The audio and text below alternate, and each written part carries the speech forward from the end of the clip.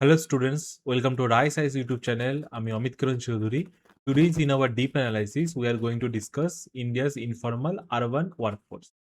তো যে আরবান এরিয়াতে যে ইনফর্মাল ওয়ার্কফোর্স রয়েছে সেটা নিয়ে কিন্তু আজকে আমরা একটা ডিপ অ্যানালাইসিস করব। আজকে যদি দ্য হিন্দু নিউজ পেপারে দেখি তো এই আর্টিকেলটা দেখতে পাবো challenges for India's informal urban workforce.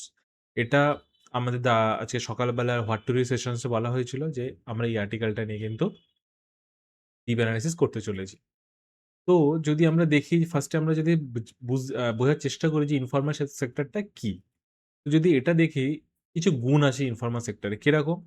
দেখো ফার্স্টে তো লিগ্যাল কোনো স্ট্যাটাস নেই। যেমন একটা যদি কোম্পানিতে আমরা এমপ্লয়ি হই, সেক্ষেত্রে একটা নিজস্ব ট্যাক্স রেজিমের মধ্যে থাকে বা কোম্পানিজ অ্যাক্ট তার মধ্যে লাগু হয়।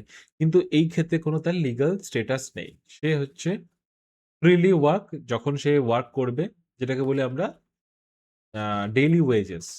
এটা হচ্ছে one kind of informal sector. Employment nature, এখানে কোনো রিটেন কন্ট্রাক্ট নেই। ক্যাজুয়াল আর ওরাল আর্গুমেন্টস, হ্যাঁ ঠিক আছে 7 দিনের জন্য তুমি এখানে করবে বা ঠিক আছে তুমি 1 মাসের জন্য এখানে কাজটা করবে। যখন ক্যাজুয়াল বা ওরাল এগ্রিমেন্টস হয়, সেটা হচ্ছে কি ইনফর্মাল সেক্টরের একটা এক্সাম্পল।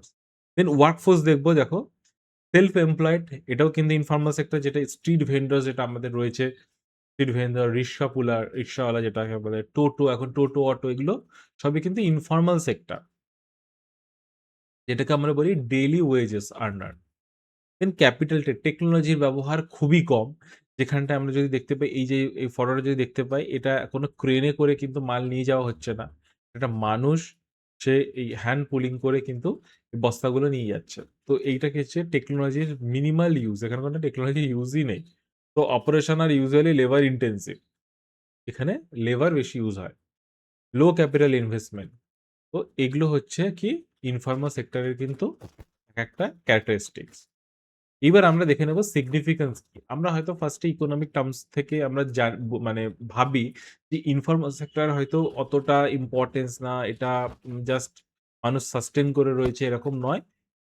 সেটা তো একটা ড্রব্যাক, সেটা তো রয়েছে, কিন্তু ইনফর্মাল সেক্টর কিন্তু আমাদের ইকোনমিতে তার খুবই খুবই গুরুত্বপূর্ণ ভূমিকা পালন করে। যদি দেখি যে ইকোনমিক দিক থেকে কি করছে, দেখো যে 50% যে আমাদের GDP, half of our GDP are dependent on the informal sector.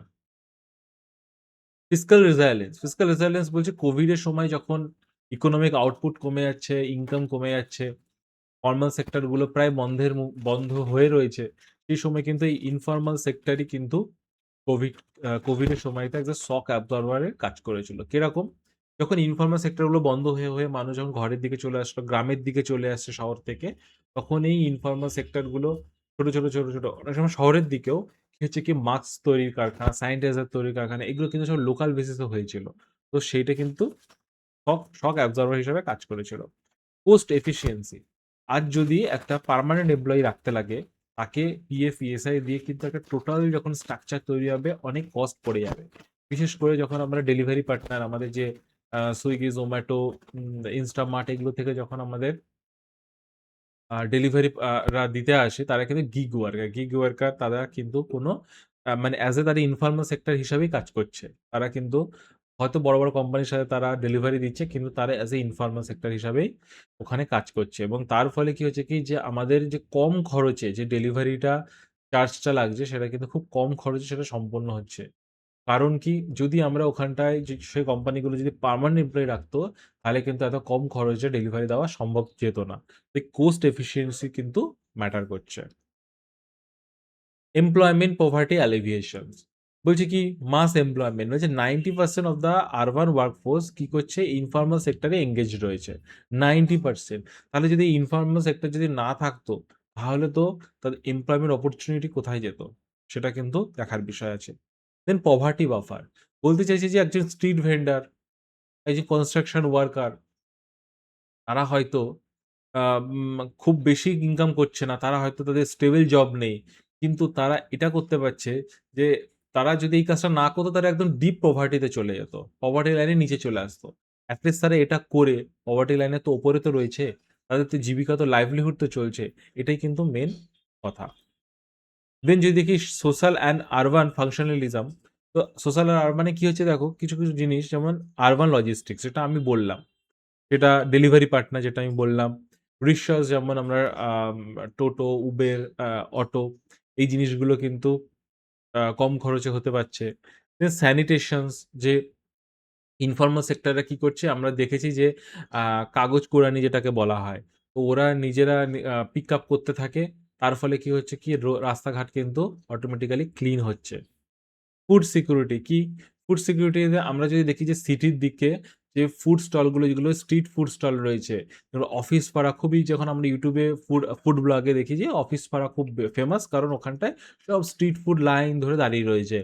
তো এর ফলে কি হচ্ছে কি যে এমনি যদি একটা রেস্টুরেন্টে যেতে যেত একটা থালি দেখা গেল ৳১৫০ লাগছে, সেখানটায় ওরা ৳৭৫ য় থালিটা দিয়ে দিচ্ছে। তো সেই যে কস্ট এফেক্টিভ এবং ফুড সিকিউরিটি মেইনটেইন হচ্ছে। দেন সোশ্যাল মোবিলিটি কি? বলছি যে মার্জিনালাইজড সেকশন যেটা রয়েছে, সোসাইটির যে মার্জিনালাইজড সেকশন রয়েছে, এসসি, এসটি, ওবিসি এখানে রয়েছে ইকোনমিক উইকার সেকশনস, ওমেন্স এরা কি করছে? এরা একটা ইকোনমিক অপরচুনিটি পাচ্ছে ইনফর্মাল সেক্টরের থ্রুতে। তারা দেখা গেল পকোড়ার দোকান রয়েছে, কারো স্ট্রিট ভেন্ডরের দোকান রয়েছে। তো এই হিসাবে কিন্তু তারা নিজেদেরকে সাস্টেইন করছে। কেউ মেইড হিসাবে কাজ করছে। তো সোশ্যাল মোবিলিটির ক্ষেত্রেও কিন্তু এটা বড় ভূমিকা পালন করছে। তারা ফিন্যান্সিয়ালি ইন্ডিপেন্ডেন্ট হতে পারছে।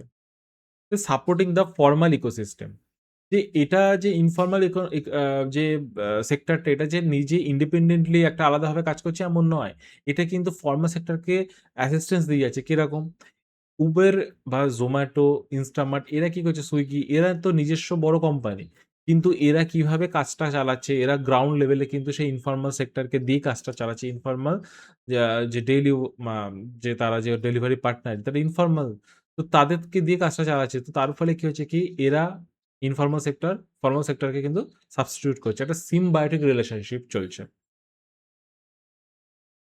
দেন দেখি স্ট্র্যাটেজিক সিগনিফিকেন্স আত্মনির্ভর ভারত। আমরা জানি যে লোকালাইজড যে গুডস তৈরি হয় সেগুলো কিন্তু মোস্ট অফ দ্যা ক্ষেত্রে যেগুলো এমএসএমই সেগুলো কিন্তু ইনফর্মাল সেক্টর হিসাবেই চিহ্নিত করা হয়। কারণ ওরা অতটা স্ট্রাকচারাল মানে বড় নয় যে তারা ফর্মাল সেক্টর হবে।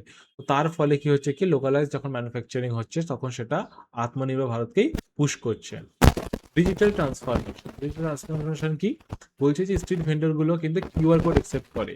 তারা কিউআর কোডে তারা ডিজিটাল পেমেন্টস এর মাধ্যমে কিন্তু ইকোনমি রান করছে। তো সেটা কি করছে আল্টিমেটলি আমাদের ডিজিটাল ইন্ডিয়াকে প্রমোট করছে। দেন চ্যালেঞ্জেস, চ্যালেঞ্জেস আছে আমাদের ইন্ডিয়ার ইনফর্মাল সেক্টরে।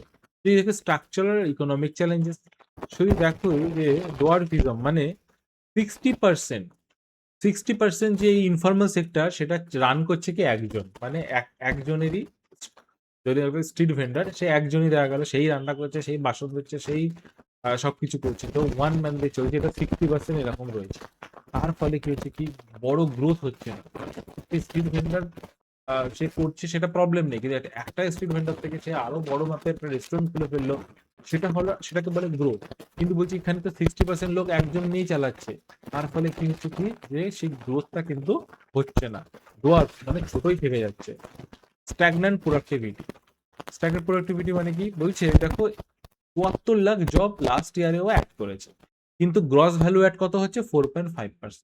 তার মানে এটা বোঝাতে চাইছে যে ইনকাম বাড়ছে না তো আমাদের রিক্রুটমেন্ট হচ্ছে ইনফর্মাল সেক্টরে হয়তো লোক বাড়ছে কাজ বাড়ছে কিন্তু ইনকাম বাড়ছে না এর মানেটা বোঝা যাচ্ছে যে সারপ্লাস লেবার হয়ে গেছে যেই কাজটা করতে ২ জন লাগবে সেই কাজটা করতে অলরেডি ৩ জনকে ইউজ করা হচ্ছে তার ফলে কি হচ্ছে কি ইনকাম কিন্তু বাড়ছে না দেন মিসিং মিডল তার মানে কি যে আমাদের হয় এক টিসিএস আছে আর নইলে রয়েছে ধাবা মানে ধাবা কি মানে ছোট স্ট্রিট ভেন্ডার হয় হায়াত আর নয় স্ট্রিট ভেন্ডর। মিডিলে বলছে যে এমন মিডল কিছু ফার্মস দরকার, মিড সাইজ ফার্ম যেখানটায় এই দুটোকে ব্রিজ আপ করবে। তার ফলে কি হচ্ছে কি যে স্ট্রিট ভেন্ডিং দিয়ে শুরু করছে যে একদম ছোট একটা দেখা গেল বাল্ব তৈরি কারখানা বা হোল্ডার তৈরি কারখানা ছোট লোকাল লেভেলে এমএসএমই চলছে। সেই যদি মিডল লেভেলে একটা কোম্পানি পায়, মিডল লেভেলে ইন্ডাস্ট্রি পায়, তাহলে সে ওই জায়গাটাতে জাম্প করতে পারবে। নেই। এখানে হচ্ছে ডিরেক্ট এই কোম্পানি থেকে বাল্ব মানে জাস্ট একটা হোল্ডার তৈরির কারখানা থেকে টিউবলাইট তৈরির কারখানা থেকে ডিরেক্ট চলে যাচ্ছে এখানটা আছে হচ্ছে বড় কোম্পানি মিডিলে যে একটা মিডিল ইন্ডাস্ট্রি যেটা থাকলে তাহলে কিন্তু সে আস্তে আস্তে গ্রোটা করতে পারে সাপোর্ট নিয়ে দেন লেবার অ্যান্ড সোশ্যাল ভালনারেবিলিটিস সেটা কি? বলছে ই-শ্রম পোর্টাল তো রয়েছে, কিন্তু তার ফলে কি হচ্ছে কি যে অ্যাকচুয়ালি যে তার ইন্স্যুরেন্স সেটা হচ্ছে না, ম্যাটারনিটি বেনিফিট, পেনশনস এগুলো কিভাবে পাবে? ই-শ্রম পোর্টালসে তো আমরা তাকে তালিকাটা পেলাম। কিন্তু ম্যাটারনিটি বেনিফিটটা সে কার থেকে নেবে? কোথা থেকে পাবে? সেগুলো প্রবলেম। অকুপেশনাল হ্যাজার্ডস এটা তো রয়েছে ইনফরমাল সেক্টরে, কিন্তু লাইফ যে সেফটি ব্যাপারটা এগুলো খুবই কম। সেক্ষেত্রে construction, waste management, home base manufacturing এক্ষেত্রে কি বলছে যে আ হ্যাজার্ডাস কন্ডিশনস এ মাঝে, মাঝে এগুলো হয়ে থাকে। তার ফলে হেলথ এর জন্য কিন্তু খুবই ক্ষতিকারক। দেন বলছে যে এমার্জিং ডিজিটাল চ্যালেঞ্জেস। কি, কি ডিজিটাল চ্যালেঞ্জেস রয়েছে? বলছে হিডেন কস্ট। বলছে যে workers often bear the entire risk and cost equipments. যেমন এই যে আমাদের ডেলিভারি পার্টনাররা বাইক কিন্তু তাদের নিজের, বাইকের ক্ষয় হচ্ছে সেটা কিন্তু কোম্পানি দিচ্ছে না। কোম্পানি শুধু তেলের খরচটা দিচ্ছে। তো এই যে হিডেন কস্ট রয়েছে, বাইকস তার একটা ফোন ইউজ করতে হচ্ছে, ফোনটা ডেপ্রিশিয়েট হচ্ছে, অল টাইম অন করে রাখতে লাগে। তো এই জিনিসগুলো কিন্তু হিডেন কস্ট। দেন জেন্ডার ডিজিটাল ডিভাইড। বলছে যে ইনফরমাল সেক্টর কি হচ্ছে কি যে হায়ার ব্যারিয়ার ফেস করছে ফর ওমেন্স এর জন্য, ক্রিয়েট করছে। কারণ কি করছে দেখো, আমরা জানি যে ওমেন্স এর মধ্যে এখনো ডিজিটাল লিটারেসির অভাব রয়েছে। এবং এই ইনফরমাল সেক্টর গুলো কিন্তু যেগুলো আমরা Zomato, Uber এগুলো কিন্তু সব ইন্টারনেট বেসড ডিজিটাল। তো তার ফলে কি হচ্ছে তারা কিন্তু একটা ব্যারিয়ার এর মধ্যে পড়ে যাচ্ছে। ওমেন্স সেখানে মানে বড় কিছু অ্যাচিভ করতে পারছে না। শুধুমাত্র কি যেগুলো ঘরে বসে হোম বেস অ্যাক্টিভিটিস সেগুলোর মধ্যেই সীমাবদ্ধ হয়ে রয়েছে। যেমন আমরা দেখি যে গ্রামের দিকে বা বাড়িতে, বাড়িতে অনেক জায়গায় বাড়িতে, বাড়িতে কি হয় কি ব্লাউজ তৈরির কারখানা বা ব্লাউজ তৈরির যে হুক তৈরি, বোতাম লাগানো, কাটিং এই জিনিসগুলো থাকে হোম বেস। তো ওখানটাই দেখা গেল বেশিরভাগ ওমেন্সরা এনগেজ হয়ে রয়েছে। কিন্তু ইনফর্মাল সেক্টর তো অনেক বড়, যেখানে টাকা কামানোর অনেক, অনেক অপরচুনিটি রয়েছে। সেই ডিজিটাল ডিভাইড এর জন্য তারা কিন্তু সেটা অ্যাচিভ করতে পারছে না। দেন ফিন্যান্সিয়াল রেগুলেটরি হার্ডলস। বলছে আমরা জানি এটা যে আমাদের লোন পাওয়ার ক্ষেত্রে খুবই অসুবিধা। সেটাই বলছে এখানে অনলি 14% 14% এর কাছে ফরমাল ক্রেডিট সিস্টেম রয়েছে। এইটাই হচ্ছে ম্যাটার। যদি ক্রেডিট সিস্টেমই ভালো না থাকে, ব্যাংক যদি লোন না দেয় তাহলে কিভাবে এরা এগোবে? দেন কমপ্লায়েন্স বার্ডেন। বলছে জিএসটি, উদ্যম পোর্টাল এগুলো মেইনটেইন করার জন্য আমরা জানি জিএসটি মেইনটেইন করতে লাগে। জিএসটি মেইনটেইন করার জন্য তো আমাদের আলাদা এক্সট্রা খরচা লাগছে ফর অ্যাকাউন্টেন্ট হায়ারিং এর ক্ষেত্রে। তো এটা একটা খরচা। এবার দেখে নিই গভর্নমেন্ট কি, কি ইনিশিয়েটিভ নিয়েছে। ই-শ্রম পোর্টালস এর মাধ্যমে তারা ডেটাবেস বানাচ্ছে আনঅর্গানাইজড সেক্টরের মানে ওয়ার্কার্সদের। এর ফলে কি হবে কি আশেপাশে যদি কেউ মানে কোম্পানি খোলে তার রিক্রুটমেন্ট দরকার লাগে, তো সে সেখান থেকে কিন্তু হায়ার করতে পারে। পিএম স্বনিধি স্কিম, এটা কোভিডের সময় চালু হয়েছিল ফর স্ট্রিট ভেন্ডার্সদের জন্য। এটা কোলাটারাল ফ্রি লোন। প্রথমে ₹10,000 দেওয়া হয়। তারপরে যদি সে এটা শোধ করে দিতে পারে, দেন তারপর আরো বাড়িয়ে দেওয়া হয়। প্রধানমন্ত্রী আবাস যোজনা আরবান, এতে কি হচ্ছে কি তারা তো কম ইনকাম করছে, কিন্তু কিভাবে থাকবে তার জন্য আরবান এরিয়াতে প্রধানমন্ত্রী আবাস যোজনার আন্ডারে বাড়ি করে দেওয়া হচ্ছে। কারণ বাড়ি করার হয়তো টাকা থাকছে না, হয়তো না বাড়ি করার টাকা থাকছে না, কারণ সারা ইনফর্মাল সেক্টরে রয়েছে, যা ডেইলি ওয়েজেস এর উপরে রয়েছে। যখন কাজ করছে তখন টাকা পাচ্ছে, যখন কাজ করছে না পাচ্ছে না। তাদের বাড়ির জন্য কিন্তু গভর্নমেন্ট বাড়িরও অ্যারেঞ্জমেন্ট করেছে। Then code of security, social security to gig worker, platform workers এদের জন্য কিন্তু সোশ্যাল সিকিউরিটি অ্যারেঞ্জমেন্ট করা হয়েছে। পিএম বিশ্বকর্মা স্কিম বলছে কি end to end support. End to support কি বলছে? এন্ড টু এন্ড সাপোর্ট হচ্ছে যে স্কিল ট্রেনিং, যারা বংশ পরম্পরায় কোনো একটা স্কিলের সাথে যুক্ত তাদের ছেলে সন্তানদেরকে ওই প্রফেশনের মধ্যে আরো ফর্মালি ট্রেনিং দেওয়ার ক্ষেত্রে কিন্তু এই পিএম বিশ্বকর্মা স্কিম। দীনদয়াল অন্তোদয় যোজনা, এটা কি পভার্টি অ্যালিভিয়েশন, এখানে স্কিল ট্রেনিং করা হয়, সেলফ হেল্প গ্রুপকে সাপোর্ট করা হয়। দেন আমরা দেখে নিই ওয়ে ফরওয়ার্ড। ওয়ে ফরওয়ার্ডে আমরা কি, কি করতে পারি? ইউনিভার্সাল সোশ্যাল সিকিউরিটি পোর্টেবিলিটি, যেটা রয়েছে যে আয়ুষ্মান ভারত এই জিনিসগুলো যাতে ই-শ্রম পোর্টালের আন্ডারে তারা পেয়ে যায়। DPI link credit system, digital public infrastructure. UPI এর যদি পেমেন্ট সিস্টেম হয় তাহলে কি তাদের অ্যাকাউন্ট মেইনটেইন থাকছে, ফরমাল ব্যাংক অ্যাকাউন্ট মেইনটেইন থাকছে এবং তার ফলে তারা ব্যাংক লোনসটাও আরামসে পেয়ে যাবে।